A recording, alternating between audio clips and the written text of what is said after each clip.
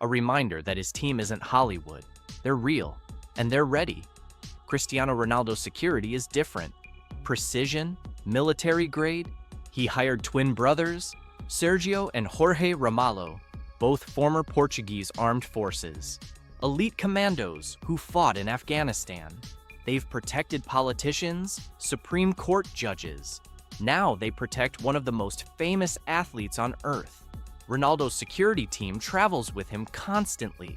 At least 40 full-time bodyguards when he's with his soccer team. Most of them focused on him alone. One incident showed how tight it is. A fan tried to approach Ronaldo for a selfie. The bodyguard stepped in before the fan got within 10 feet. Leading the team is Gonçalo Salgado, a Portuguese MMA star. Skilled, disciplined, always close. Ronaldo doesn't just protect himself, he protects his family, his partner Georgina, their children. Because when you're that visible, threats don't stop at you. Pascal Duvier is a name that echoes in the world of elite protection. A French bodyguard, former soldier, judo champion, standing 6'4", built like a fortress. He's worked with Kim Kardashian, Kanye West, Justin Timberlake, the Pussycat Dolls. His job is simple: keep them safe, keep them moving, and never let the world get too close.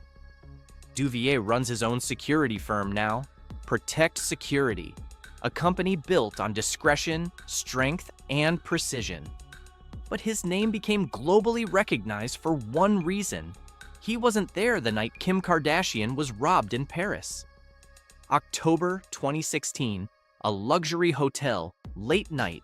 Thieves broke in, held her at gunpoint, stole over $10 million worth of jewelry.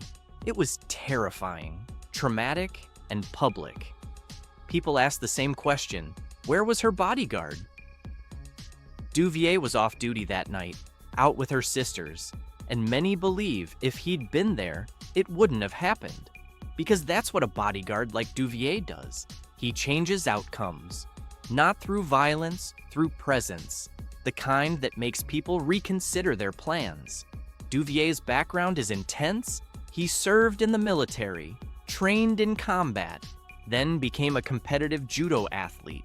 Discipline, strategy, control, all of it transferred into his work as a protector. His daily routine is just as extreme. He reportedly eats 18 eggs a day. High protein, high discipline. It's not about looking intimidating, though he does. It's about being ready, always.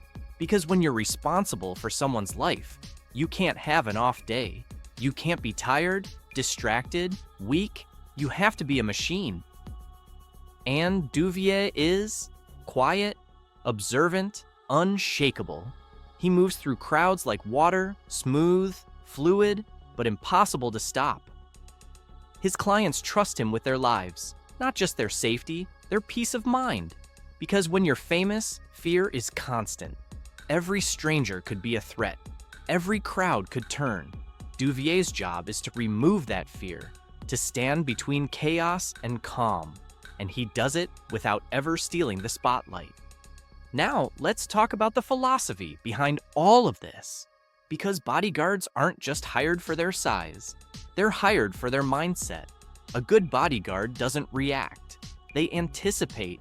They read body language, scan exits, assess risk before anything happens. They know which fan is harmless and which one isn't. Which photographer will respect space and which one won't. Which crowd is excited and which one is dangerous. It's a skill that takes years to develop. And it's why the best bodyguards come from military or law enforcement backgrounds. They've been trained to stay calm under pressure, to make split-second decisions that could save lives. But there's another side to it, the emotional toll. Because bodyguards don't just protect bodies, they absorb stress. They stand in the line of fire, literally and figuratively.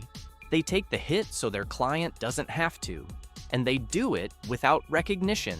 No applause, no awards, just a paycheck. And the knowledge that they did their job. Some bodyguards become famous by accident, like the ones who go viral for their reactions, or the ones who get photographed so often they become recognizable. But most prefer the shadows, because the best protection is invisible, the kind where nothing happens and no one even knows you were there. Take Taylor Swift's stage security guard, the one who followed her choreography without ever looking at her. He didn't want to be noticed, but his precision made him impossible to ignore. That's the paradox. The better you are, the more visible you become, even when visibility is the last thing you want. Let's go back to Floyd Mayweather for a moment, because his approach to security is different. He doesn't hide his guards, he displays them. They're part of the brand. The money team isn't just protection, it's performance, a visual reminder of wealth, power, and control. When Mayweather walks into a room, you see him, but you also see the wall of muscle behind him. And that sends a message. It says, I'm untouchable, not because I'm afraid, but because I can afford not to be. It's psychological warfare, a deterrent that works before a threat even forms.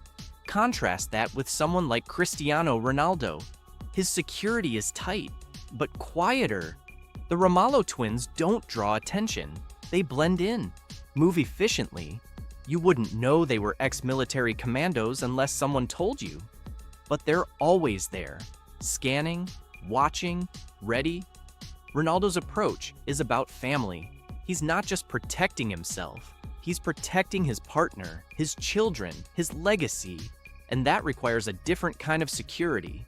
Not flashy, not loud, just unbreakable. Then there's 6xx99, whose security is born from necessity, not luxury. He's not protecting an image, he's protecting his life. Every day is a risk, every public appearance a gamble. His bodyguards aren't there to make him look powerful. They're there to keep him breathing. And that changes everything. The energy, the urgency, the stakes. Because when the threat is real, security isn't optional, it's survival. There's also the question of cost. How much does it cost to feel safe? For Taylor Swift, it's estimated at $3 million a year. For 6xE99, nearly $100,000 for 10 days. For Mayweather, the cost is buried in the larger budget of the money team. But these aren't just expenses, they're investments. In peace, in freedom, in the ability to live without fear. And for people at that level, it's worth every dollar. Because what's the alternative? Staying home? Hiding? Living in constant anxiety? Security buys them the ability to exist in public, to perform, to travel, to live. Without that, fame becomes a prison. But even with security, there are limits. You can't protect someone from everything. Paparazzi with long lenses, drones, social media leaks. The world has more eyes than ever, and privacy is harder to maintain. So bodyguards adapt. They use technology, encryption, decoy vehicles. They coordinate with local authorities. They plan every route, every exit, every contingency. It's a chess game, and the bodyguards are always thinking 3 moves ahead. Some celebrities become friends with their bodyguards. Others keep it strictly professional. Justin Bieber and Mikel Arana seem close. There's trust there, built over years. But for others, the relationship is transactional. You protect me, I pay you. No emotion, no attachment. Both approaches work. It just depends on what the client needs. Some need a protector, others need a wall. And the best bodyguards can be both. Strong when needed, invisible when required, human when it matters. There's also the physical demand. Being a bodyguard isn't a desk job. You're on your feet for hours, sometimes days. You don't sleep much. You eat on the go. You're always alert, always ready. It's exhausting, which is why fitness isn't optional. It's essential. Pascal Duvier's 18 eggs a day, the Ramalho twins' military conditioning, Mayweather's team rotating shifts to stay fresh. They're athletes in their own right, except their sport is protection. and the stakes are life and death. Then there's the emotional weight, knowing that if something goes wrong, it's on you. You're the last line of defense. If you miss something, someone gets hurt, maybe even killed. That pressure doesn't go away. It sits with you, every moment, every shift. And it's why not everyone can do this job.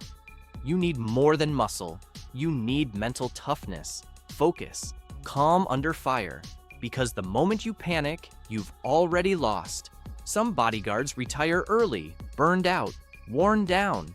Others do it for decades because they love it. The adrenaline, the purpose, the clarity.